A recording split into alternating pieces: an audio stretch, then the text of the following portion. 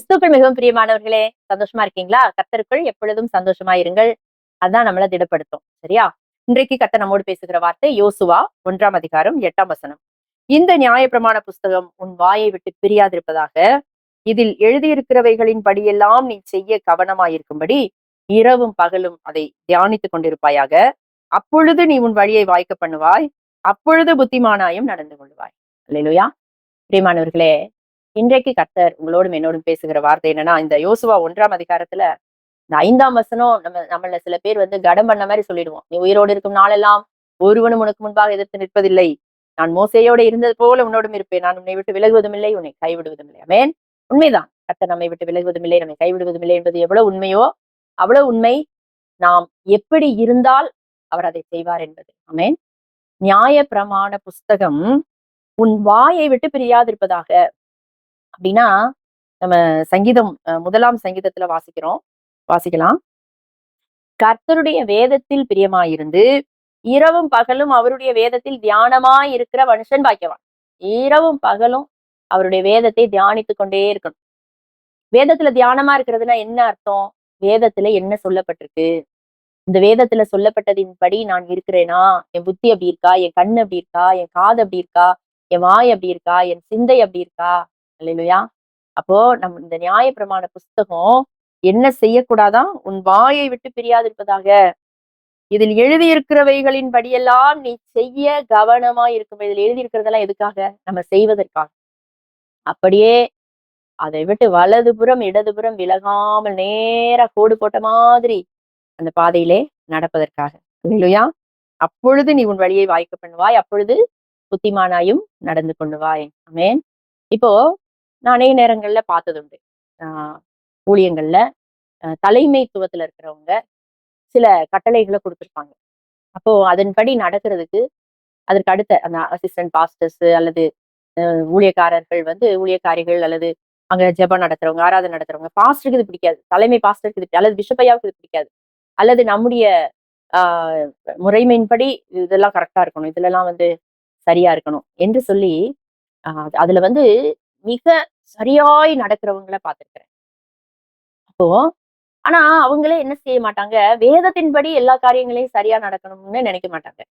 அப்ப இந்த உலகத்துல அவங்களுக்கு மேல இருக்கக்கூடிய ஒரு பாஸ்டர் அல்லது மேல இருக்கக்கூடிய தலைமைத்துவத்துல இருக்கிறவங்க, அதிகாரத்துல இருக்கிறவங்க சொல்லுகிற காரியங்கள்ல படி நடப்பதற்கு மிக கவனமா இருக்கிற நாம், அல்லது நம்ம ஒரு அலுவலகத்துல வேலை பார்ப்போம் என்றால் அங்கு மேலதிகாரி சொல்லுகிற காரியங்கள், ஒரு கல்லூரியில படிப்போம் என்றால் அங்கு நமக்கு மேலே இருக்கிறவங்க சொல்லுகிற காரியங்கள், இவற்றிலெல்லாம் இதுதான் ரூல்ஸ் அப்படின்னு சொல்லும் போது நம்ம என்ன செய்யறோம்?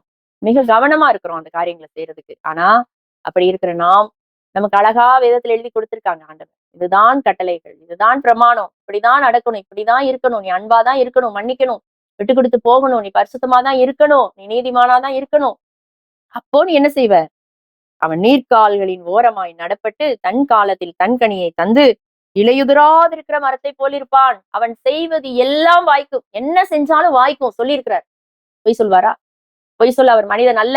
மனமாற அவர் மனுபுத்திரனும் அல்ல. அவர் சொல்லியும் செய்யாதிருப்பாரோ, வசனித்தும் நிறைவேற்றாதிருப்பாரோ? கர்த்தர் மாறாதவர், 1000 தலைமுறைகளுக்கு இரக்கத்தை காக்கிறவர். அப்போ சொன்னதை அவர் செய்கிறவர். மேன். அப்ப இந்த வசனத்துல சொல்லி இருக்கிறாரு, நீ இப்படி இரவும் பகலும் அவருடைய வேதத்துல நீ தியானமா இருக்கணும்.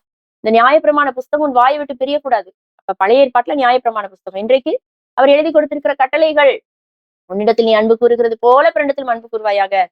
உன் தேவனாகிய கர்த்தரிடத்துல உன் முழு இருதயத்தோடும், உன் முழு ஆத்மாவோடும், உன் முழு மனதோடும், உன் முழு பலத்தோடும் அன்பு கூறுவாயாக. இதை விட பெரிய கட்டளை பிரமாணம் இல்லைன்னு அவரே சொல்லிட்டார். ஆண்டவராகிய இயேசு கிறிஸ்துவே தன் திருவாய் மலர்ந்து மார்க் 12ஆம் அதிகாரத்துல எழுதி கொடுத்துட்டார்.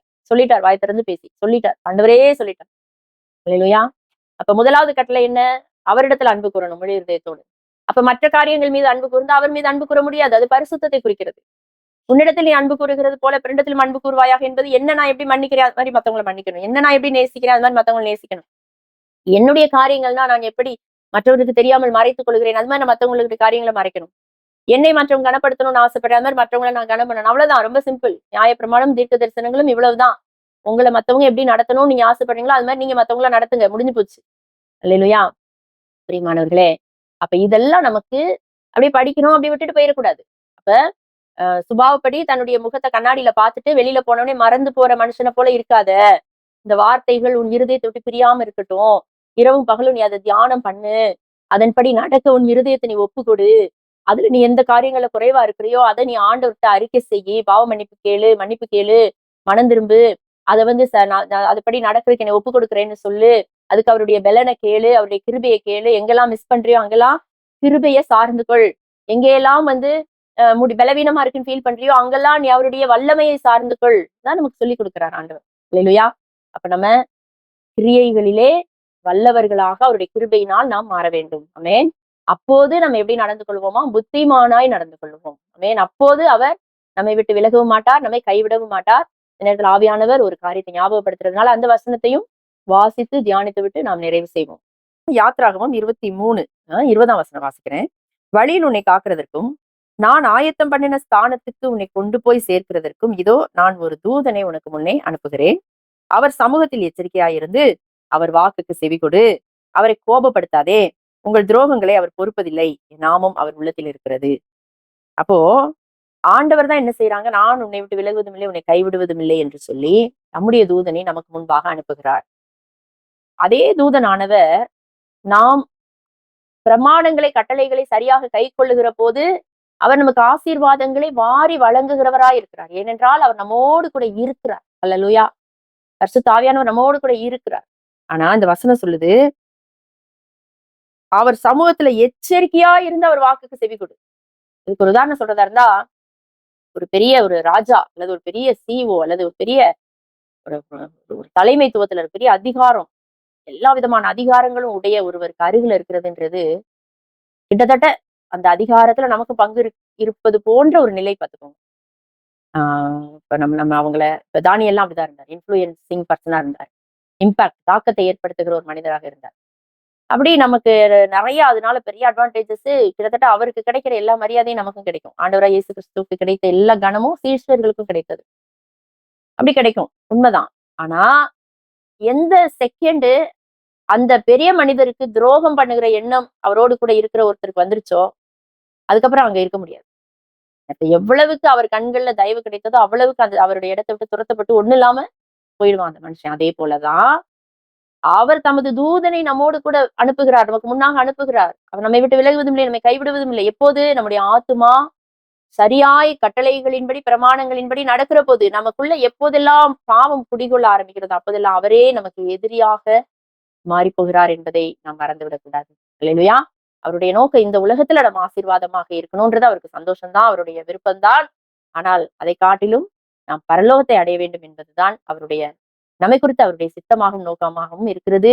ஆகவேதான் அவர் என்ன செய்யறார்? நம்மள சரி பண்றார். நம்ம இருதயம் சரியா இல்ல அல்லது இந்த மேன்மையை கொடுத்தா பரலோகத்தை விட்டு என் மகன் விலை போயிடுவான்னா அதை கொடுக்க மாட்டாரு.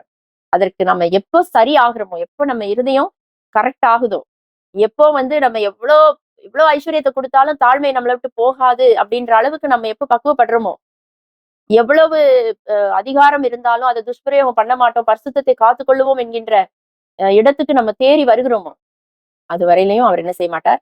ஆசீர்வதிக்க மாட்டார். அது வரைக்கும் அவர் நம்மள டெஸ்ட் பண்ணி நாம் அந்த இடத்துக்கு ஸ்தானத்துக்கு வந்த பிறகு ஒரு செகண்ட்ல உயர்த்துவார். யோசேப்பு ஒரே நாள் இரவுல, முந்தின நாள் ராத்திரி படுக்கும்போது கைதி, மறுநாள் காலையில தேசத்துக்கு அதிபதி. ஆமென்.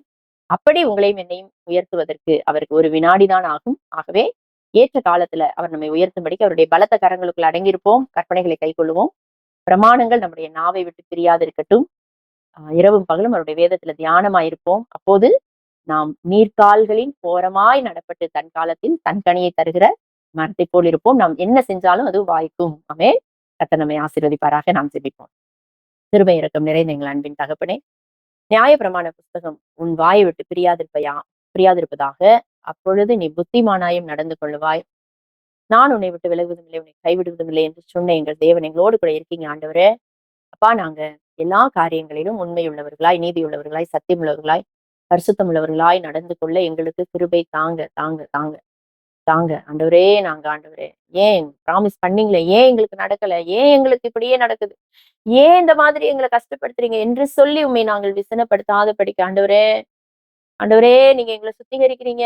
ஆண்டவரே, நீங்க எங்களை நீதிமான் ஆக்குறீங்க. ஆண்டவரே, நீங்க எங்களை பரிசுத்தவான் ஆக்குறீங்க, பரிசுத்தவாட்டி ஆக்குறீங்க என்பதை உணர்ந்து நாங்கள் நடந்து கொள்ள ஞானமுள்ள இருதயத்தை கொடுங்கப்பா. புத்திமானாய் நடந்து கொள்ள கிருபை தாங்க தாங்க தாங்க.